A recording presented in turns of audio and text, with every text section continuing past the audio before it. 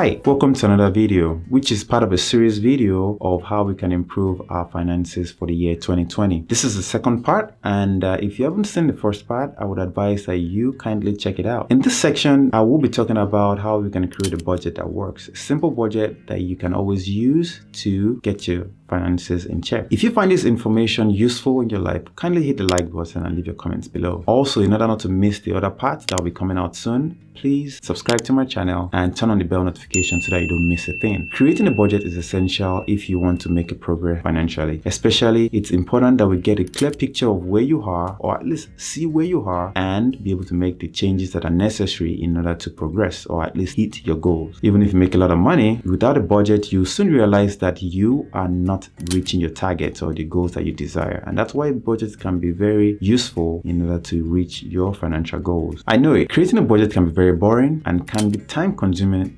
depending on how much information you need to get. But once you can get it down the first time, the second time and the rest becomes easy because you already have the information right there and you know how to go about it. But you need to stick to the process in order to make this progress that we desire. So let's get to it. The first step one, is to know your income. I mean, that's so basic. You have to know what you're making every month. But I'm not talking about your gross income. I'm talking about your net income. And if you understand the differences between this, then that's great. But for those that might not have the understanding of these two, I'm going to explain it in basic terms. So your gross income is basically what you get paid before your taxes and deductions are taken. And your net income is what is left. So your net income is what you want to focus on, because if you use your gross income, I believe your numbers will be skewed and you think you're making a lot more than you actually are. So in order not to get this mixed up from the get-go, use your net income. So let's assume that you make about $3,800 a month, which is your gross income. Well, your net income would be somewhere around, well, maybe $3,000. So that $3,000 is what you're going to use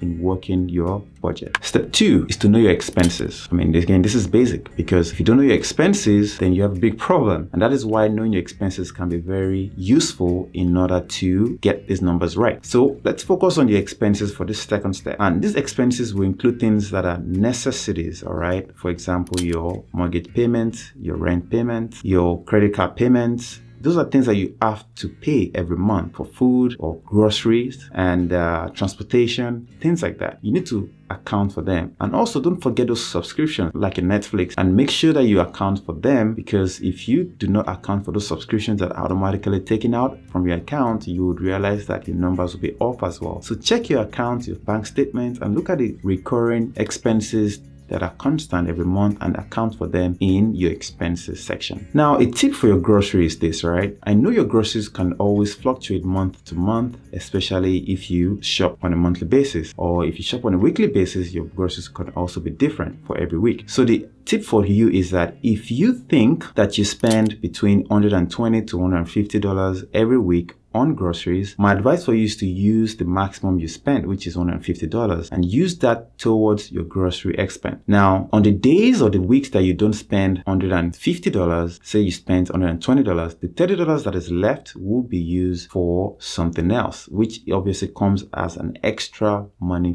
to reach your goals, maybe to save for something. So just keep that in mind, that we want to have real numbers in these sections and try to come up with a number that is realistic and that would work most of the time. Step three, all right, we're looking at the two numbers. We're looking at your expenses and we're looking at your income. You need to have some money left after paying for your expenses. The issue is this: if you do not have any money left over, then something is wrong somewhere. Either you're not making enough money or your expenses are too high. So if you think your necessities are too high, you probably need to change your taste or adjust your numbers some way in order to make sure that you have some money left over. You don't want to break even as well, because if you break even on the two numbers, so let's say you make $3,000 in net income and you expense $3,000 every month as well, then you have a problem, because what would happen is you never make any progress. You're stuck in one spot, and that's not good. That's not where we want to be. So we need to look at these two numbers to make sure that we have some money left over. And like I said, if you're not making enough, can you make more money? Because that would give you an idea of how much you need to adjust. Step four is creating a budget. Now, this is where it gets very interesting. So let's assume that your income is fixed and we know that it's steady. The only thing that we can adjust now is going to be your expenses. So in order to do that, there's a general rule that states that you use 50% towards your necessities, you use 30% towards your wants, and you use 20% towards savings or debt payment. Now, obviously, for everyone's situation calls for different approaches. So not everyone would need to use 50% towards necessities. If you think you need to adjust yours to 60%, you need to be factual about it and do what is necessary. But here's the thing, when it comes to budget, you have to be able to create what the limits are, because in order to make progress, you need to make sacrifice. And this is where this budget comes in handy, because you're able to see where you can make adjustments in order to make progress. So for an hypothetical scenario here, if you make $3,000 a month, 50% of that is $1,500, which means $1,500 should go towards your necessities. These are things like food, shelter, transportation, your health care, and clothing. $900 out of the $1,500 that's left should go towards your want, and $600 should go towards your saving. This is something that needs to apply to your situation, because again, everyone's situation will be different. If you have things like student loans or credit card debts, then you might need to adjust as necessary, because, for example, that $30 that is going towards savings might go towards your debt payment, because you want to get rid of those debts also before you can actually make savings work. Step 5, you want to adjust as necessary, but not often. Now, after your budget is set, you need to understand that your situation will change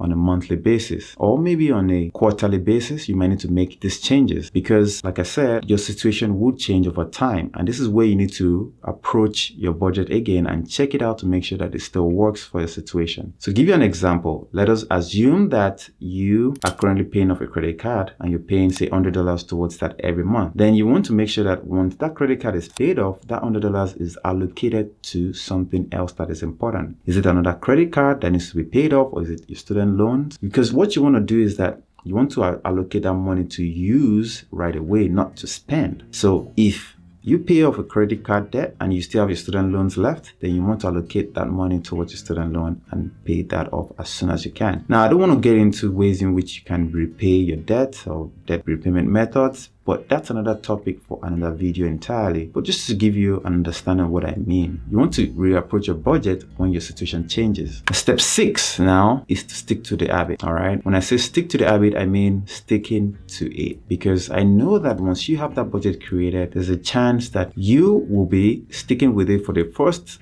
2 weeks or so, and then after that, you kind of relaxing and let things go. And we all find ourselves in that situation, even myself. And that is where you need to constantly remind yourself of why you have created a budget in the first place. For example, I have my budget on my phone that reminds me of how much I need to spend on a weekly basis and on a monthly basis. That way, when I'm making my expenses, I know how much I need to spend in order not to exceed my budget. There are times then I would have some money left over, depending on, for example, the grocery example I gave you, where you might not spend 150, you might spend 120, and the $30 can be used to something else. In that case, what I do is I use that money to pay off a bill that I need to get rid of. After all those bills are paid, then I can transfer that money to like a savings account where I can make more money on it. If you're still watching this video and you find this information useful and you found it beneficial to you, I would urge that you please hit the like button, subscribe to my channel, turn on the bell notification so that you don't miss a thing. Again, I don't want you to miss a thing from these videos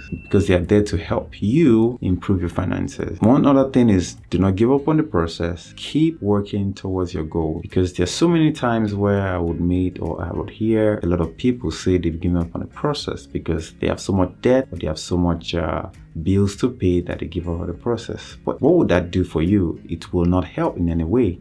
It will only make you stagnant, which means you cannot make progress towards the things that you want. Sometimes you need to get creative in the process. Sometimes you need to adjust as necessary to the situation you find yourself. But giving up is never an option. All right. So do not give up on the process. And one last thing before I leave, all right, on this subject. Creating a budget takes maybe 10 to 15 minutes of your time. But that 15 minutes of your time is worth a lot once that budget is created, because now you can see exactly where you are financially. And the truth is, once you know where you are financially, you approach your life differently, especially your expenses, from a different point of view. And that's what I want you to understand, all right? That this might take about 15 minutes of your time to create, but once you have this down, it will save you a lot of stress and a lot of headache in the future. So take the time to create this budget. Again, subscribe and stay tuned for the next section of this video, because we're going to be making the third section and I don't want you to miss that as well. So I hope to see you in the next video.